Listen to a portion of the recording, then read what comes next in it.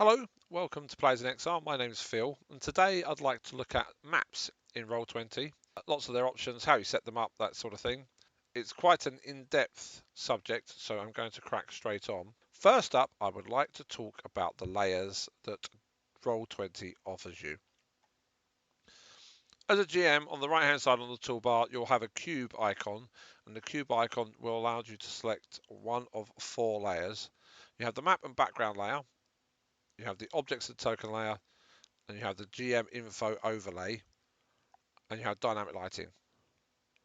Now, I'm not going to talk about fog of war and dynamic lighting in this video. I'm going to dedicate that to a separate video that I will create at a later date. We have three layers that we're going to focus on, and I like to think of them as a sandwich. At the bottom, at the back, if you like, you have the map layer. In the middle, only visible to the GM, you have the GM layer. And on the top, you have the object layer or the token layer. So on the right hand side here, you can see I've got a few members of my party in a room. And because I'm on the object and token layer, I can interact with them freely. The trap symbol I've got just below them, or the monsters you can see that I've got in this particular chamber here, or other trap symbols or other monsters that are dotted around the map, I cannot interact with them at all whatsoever. Doesn't matter what I do with my mouse, I cannot interact with them. If I change myself to the GM layer, now I can't interact with the tokens no matter what I do, but I can, if I want to do, I can move my trap. So what the players will see on the map is just that round circular image. What I'm seeing is a token that represents a trap to remind me I've put a trap there. I can also move my monsters if I want to. Some monsters there, look. So I can interact with the GM layer now, and they are all the things that are hidden so that I don't want my players to see until I want them to see them. But you'll notice no matter what I do, I cannot affect the background. It's sort of fixed, it can't be moved. And to do that, I need to go to the map and the background layer. And when I do that, if I move one of these, you can see that actually my entire map is made up of tiles. One of the things I actually really do love to do is to go on Drive-Thru RPG and find tile sets and buy them and use them to make my maps, because it means that I have more flexibility with my map making. One of the things I'm doing that you may have noticed, and you may be wondering how I'm doing it. If I want to play something on a map and I don't want it to fix to the grid, so every time I move this, you can see it's fixing to the grid. Problem is, if I go to put it over my intended area that's trapped, it won't work. It will fix either side. So if I hold down the Alt key and now hold down the left mouse button and drag it, let go of the left mouse button, then let go of the Alt key, it will not react to the grid. So if you ever want to move something on a map and not have it react to the grid, you hold down the Alt key to do so. So there are your three layers. Very simple. The thing to remember is if you can't do something, so now I might go to move one of the players. Why can't I move one of the players? And that's because I'm on the GM and I need to be on the objects layer. Happens all the time. Even if you've been using Roll20 for ages, you'll still get that mixed up. Just double check what layer you're on. Okay, so this is one particular map. I have a zoom bar here on the right hand side. I can zoom out. I can zoom in. I have scroll bars. Let me scroll up and down. If I could scroll right and left, if I zoom in a bit further, if I could scroll right and left, then I'd also have a right and left scroll bar at the bottom. One thing that you may find yourself doing is if you come up to where it says 50% and you click on it, it collapses the slider to zoom. And if you click on 50% again, it expands the slider to zoom. So if you ever accidentally do that, you wonder, well, what have I done there? It's just you've clicked on the percentage. You can just click on it again, and it'll zoom it out, or expand the slider, as I should say. So this is one of many maps that my party have encountered over the time we've been playing. And if I come up here, I've got a little tab that says Page Toolbar. And if I click on Page Toolbar, now you can see that we've got a whole series of maps. One, for example, token art was created when I unlocked one of the expansion books from D&D. Click on that. It's not really a map at all. It's just as you can see, a whole series of tokens. but most of the rest of them I have created myself. And I can select any of these maps. Some of them aren't even maps, some of them are just images. For example, that's just an image of a wooden palisade, as it were. Um, this map in particular is a hex map. This is the world map on which my players have been pretty much everywhere on the map. Well, not everywhere, but they've been up the left-hand side, into the forest, to the mountains, up to the jungle at the top right, back to the mountains, and they're now currently in the capital over here. So that's hex map. I'll talk about hex maps in a little bit. But you can see I'm just clicking on maps and just selecting them. There's a desert camp there. That's when the party camped in a desert one night. But all the time I'm selecting them, I don't want to rename it yet. All the time I'm selecting them, the players are not seeing what I'm seeing. The players stay wherever this player's ribbon, if you like, is. And if I want the players to move to a different map, let's say I want them to go to the Treetop City, then I will drag it, and now the players would see the Treetop City. This is like the Elvish capital, Treetop City. Starts on the ground over here at the top left. You work your way up, and then you go through the elves, and then the throne room's right down here in the bottom.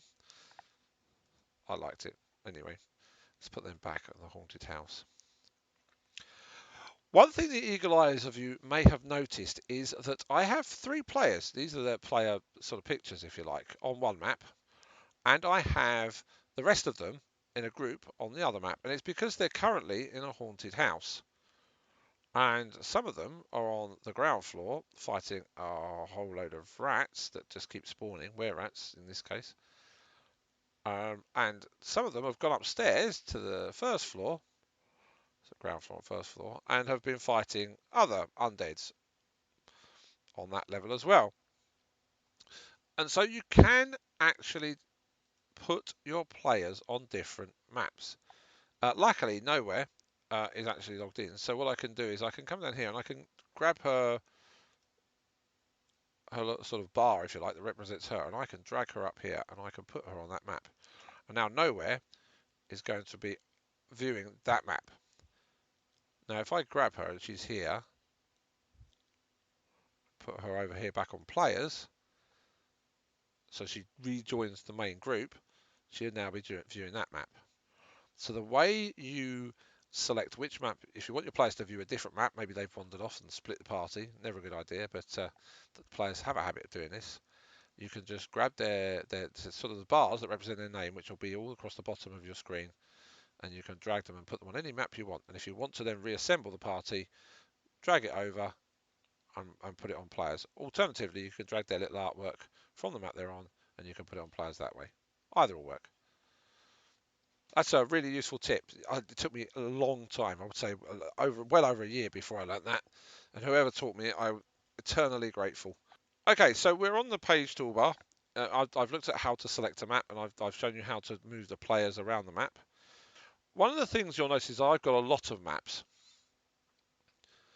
And some of them I'm not using at the moment. So although, for example, the haunted house, different levels of the haunted house are actually down the bottom. So if I want to move the party suddenly to the ground floor, I kind of have to go all the way down here and drag them and drop them. What I can do in advance of that, I'm using my mouse wheel to scroll up here, is grab this and move it so it's there and then drop it. And now my ground floor of my haunted house, not my ground floor actually, that needs to be renamed to basement. So, as you saw there that all I did is I click on the name of the map and I can just edit it and delete it. So that's another little tip there. So just click on it, rename it. So I've moved my maps around. Let's get the second floor. And I might want to put the second floor there, for example. And I might want to put the ground floor there. So now I've got basement, ground floor, first floor, second floor. And they're easier now for me to move the players around between them because they're all together. Some of these other maps I'm not going to use for ages. Some of them are just images. This is the grounds. Scroll this one up. I might put that one here. This was the grounds of the haunted house. You might work out that I actually do like quite large maps. I'll talk about map sizes in a minute. But this is the haunted house that they're currently exploring. It's a great map. I bought it on Roll20. Can't remember who from, but I'm sure if you look on Roll20 for haunted house, if you want to unlock it, it's actually a really, really decent map. It comes with lots of levels. Really quite impressed with it. And lastly, I have another layer of the haunted house. So what I'm going to do is I'm going to move this one up, and we'll put that over there. Boom.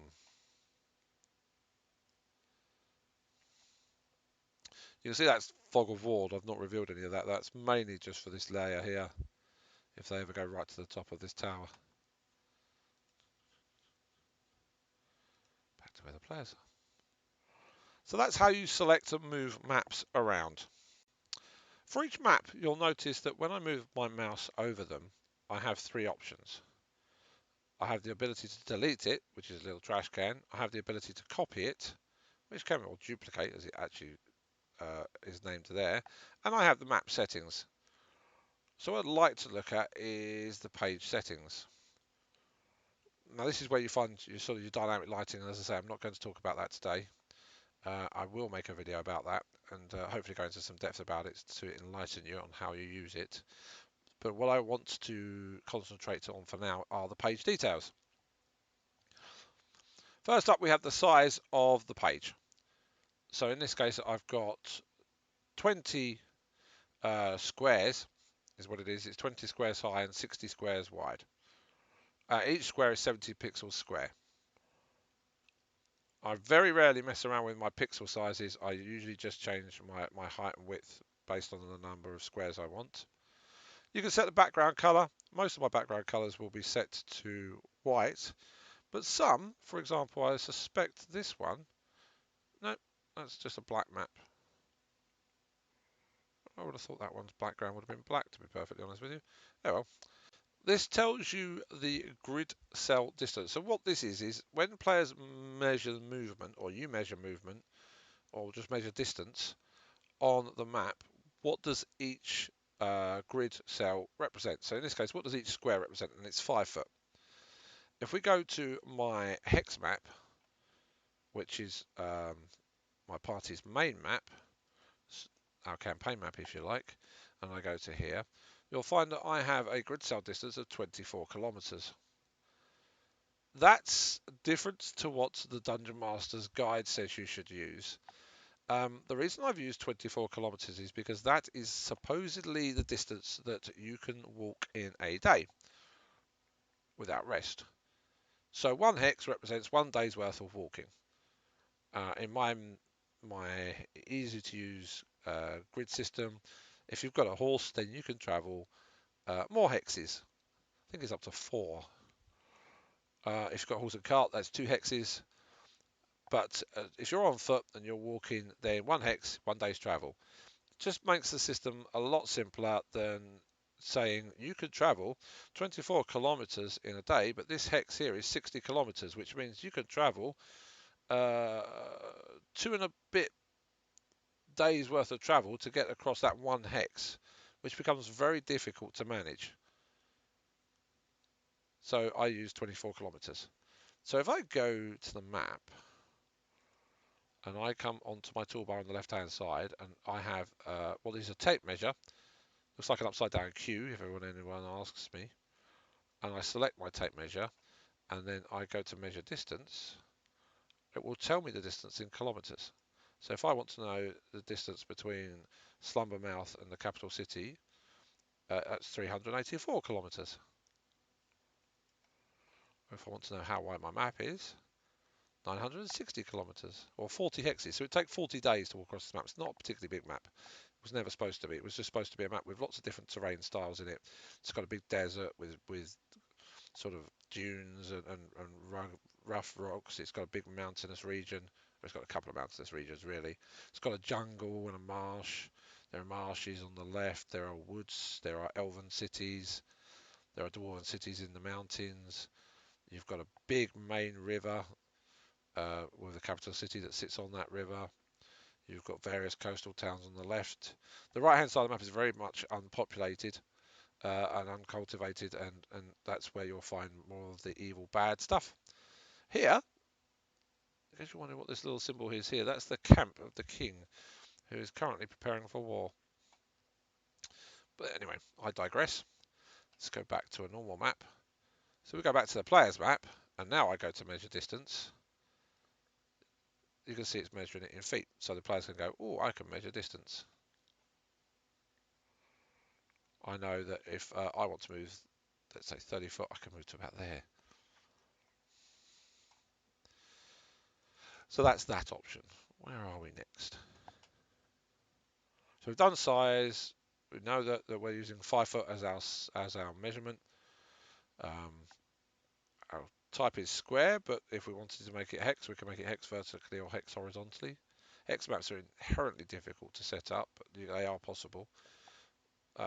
Measurements D&D 5e compatible, and one cell width is a number of pixels. I don't mess with that setting or that setting, to be perfectly honest with you, because that relates to this up here. I'm just confusing everything. This color and opacity is to do with the grid. If I make the grid, I don't know, really strong color and with no opacity, you can see on the map the grid is now red. So that determines you can have a white grid if you wanted to, or you could make the grid completely opaque so that it's actually not visible at all whatsoever. Only the grid on the map is visible. But I tend to use a sort of a dark grey for my grid and a reasonable opacity so you can actually see it like that. There we go.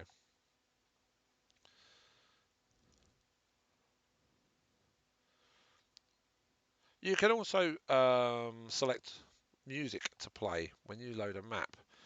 And if you've got a Plus or Pro sub, you can actually upload a certain amount of music to Roll20. I will make a separate video about that. I don't use this, I used to, but it's really difficult to get on with. And I prefer, if I'm going to play audio, then I will use something like Groovy via Discord rather than use the inbuilt audio system within Roll20. Finally, at the bottom, you've got archive page and delete page. So let's have a look at an example. I've got a white page here. It says Frozen Caves copy. It looks like I've made this to do something on it and never done anything on it. So you know what? I don't want this. So I could delete it with that trash can there, or if I'm in the settings and I decide, you know what, don't want this, delete page. You can't currently delete the page you're on. So let's go back to say there. And now let's go into the settings of Frozen Cave copy and delete it. Are you sure you want to delete it? Yes. Looks like I made 2 copies of something and never deleted it. The other thing you can do is you can archive a map.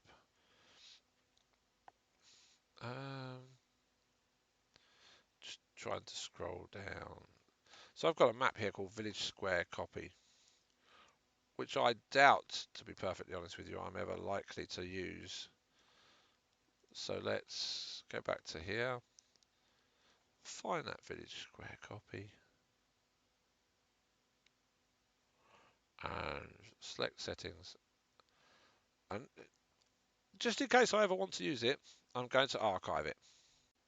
So now that we've archived the map, you can see at the bottom here I've got this selection here, and if I click on 16 archived, you can see I've got various maps archived, and if I want to, I can restore them at any time.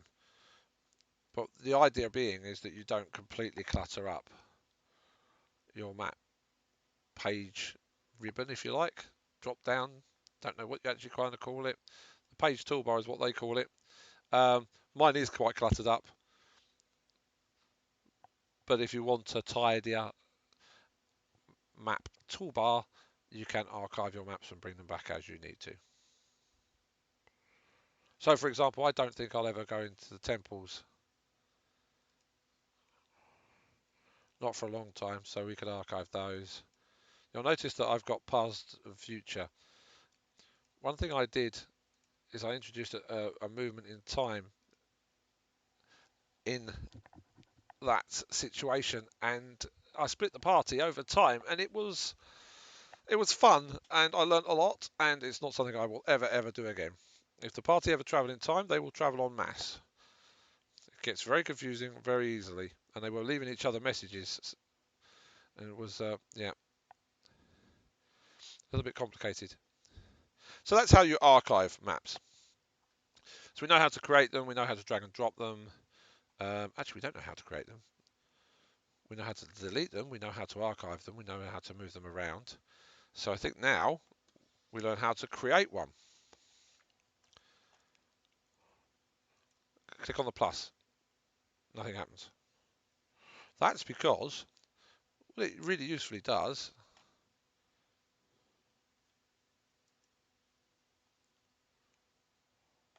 is put them in weird places. They're here and here, and they're not even at the end. That's a bit bugged. They should be here, and they should be here. Usually they appear right at the end. Maybe it's because these are all called untitled. You should end up with a blank map.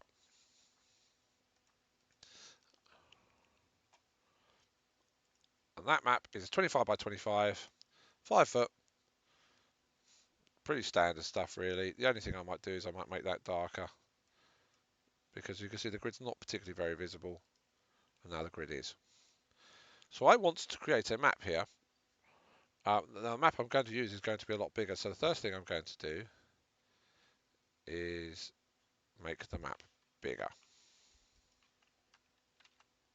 So this is a big 60 by 60 map. The next thing I need to do is to upload some artwork to put on my map. So on my right hand side, I'm going to go to the art library, which is the second one of the sort of the tabs, if you like, at the top here. And I'm going to go to upload. I'm going to choose a file. Now I downloaded a map earlier, so if I go to my downloads and I go to Beware of the Bones player. Yeah, we do Beware of the Bones player. Excuse me. So I've done that. What should happen? And it doesn't often upload here, so what we might do is just refresh it. There it is. Now this is a map. If I drag and drop it at the moment, I'm going to drop it onto the objects. What I really want to be is I want to be on my map and background layer. And I want my arrow rather than my measuring stick. All these things are going to trip you up. You need to just check where you are on the left hand side here on your toolbar. And now what I'm going to do is I'm going to hold down the Alt key and I'm going to drag this on. That should keep a semblance of size, as in scale, rather than try and fit it to my grid. And now I'm going to move it up to the top here, and then I'm going to just drag it out. Now I don't think this map is quite 60 by 60. I think it's there. There we go. 57 by 57 by the looks of it.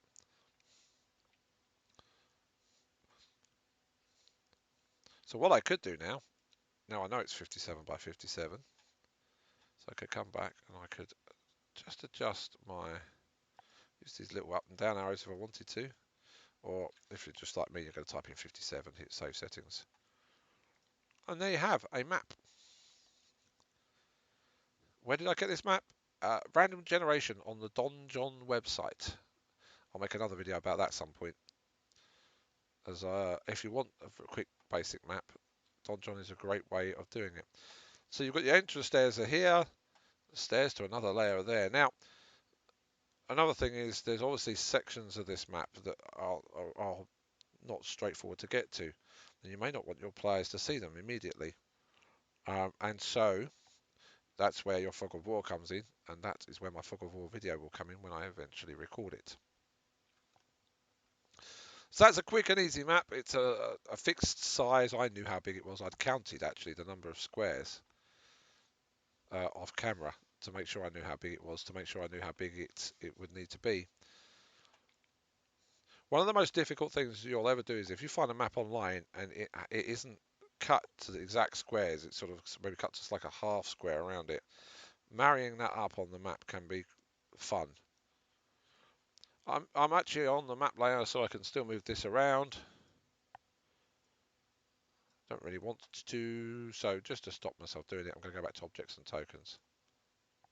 And now I can start populating it. We also created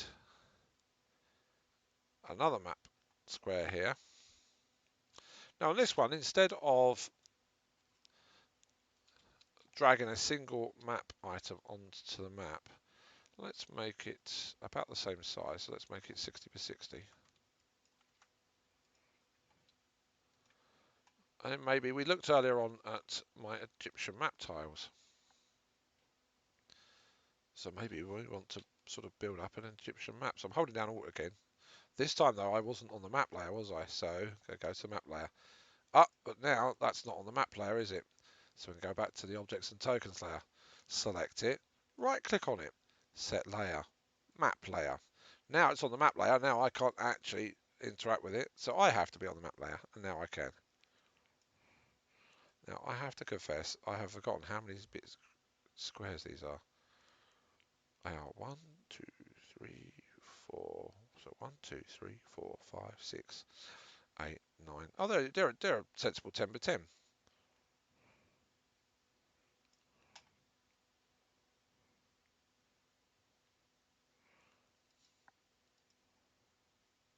You see me fighting to find the corner of the map. I could have zoomed in a bit.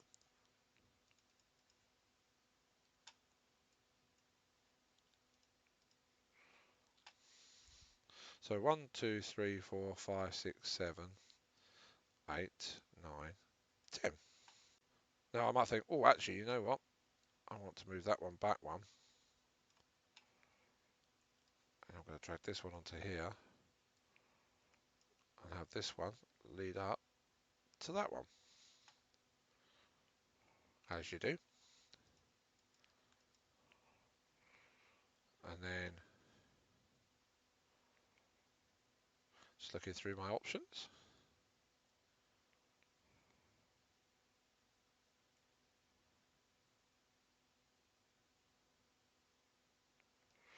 I might want something like this. Just going to drag that out. Now I'll select that tile. I'm going to copy it. I'm going to click over here. And I'm going to paste it. I'm going to right click on it. I'm going to go to advanced. And I'm going to flip it vertically. Yes, got that right. No, I didn't. Horizontally and vertically. There we go. That's better. I always get that wrong. So you can flip the tiles. And you can see now I'm already making up a map of my own. What I could do is I could take this and I could actually put it here. And I could just rotate it. Now at the top of the tile there is a, you might be able to see it now. There's a little square that extends out and I can rotate it like that if I want to.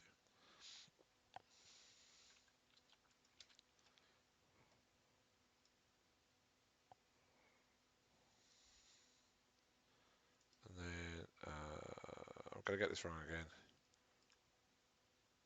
No, that's right. No, it's not. Works, but it's not right.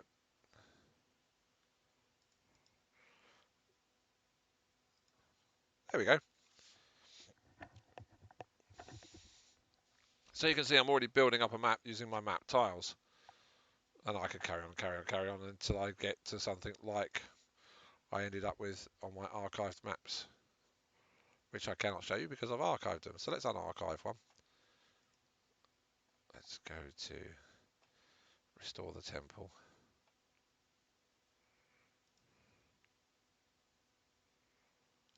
Where has it put it?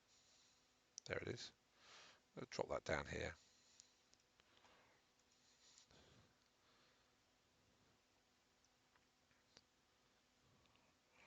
This, if I'm not mistaken, has player artwork all over the bottom of the map. I know, don't ask. You spend hours creating really complex maps, and then the players come along and just draw interesting characters all over it. Still, I haven't had the heart to get rid of them. As you can see, they're still there and will remain there forever. So you can gradually build up your map from tiles if you want to. I wouldn't advise going any more detailed than that. I wouldn't try and start actually building a map from scratch using sort of individual parts. Sorry, that's me just trying to get that and it's jumping. Let's zoom that out a bit, zoom it in a bit easier. There we go. Right. When Roll20 loads, when you've got a large map, it will try and load lots of assets. And even if I've got, say, a 60 by 60 map with 10 by 10 tiles, that's 36 tiles, and then anything else I want to put on top of that, like traps or doors or any of those sorts of things, monsters, etc. So you start to push the resources of Roll20 and it gets slower. So beware that one of the things you really don't want to do on your map is this is what I was talking about with large maps, to be perfectly honest with you. I do like to use particularly large maps, and um, that's just a single marsh tile, for example, but I'm trying to think of a big one. I know which one. Frozen Rivers is a big one. There's Frozen Rivers. That's a fairly big tile-based map. If I go to the map layer, I'm on the map layer, you can see it's made out of tiles. It's not huge. It's got a Christmas tree on that map. That was part of my Christmas one-off that we did. Well, it wasn't a one-off. It was sort of a Christmas special that we did within the game for the party.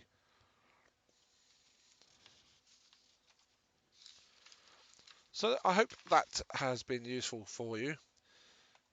If you do have any questions, by all means, drop me a line, post on the comments. I'll be happy to ask them, happy to discuss anything with you. But that's generally everything you need to know about maps. How to put your players on the map, how to select maps, how to create maps, archive them, delete them, set their settings. Thank you for watching Players in Exile. If you have enjoyed this, please do like and subscribe, and join me next time.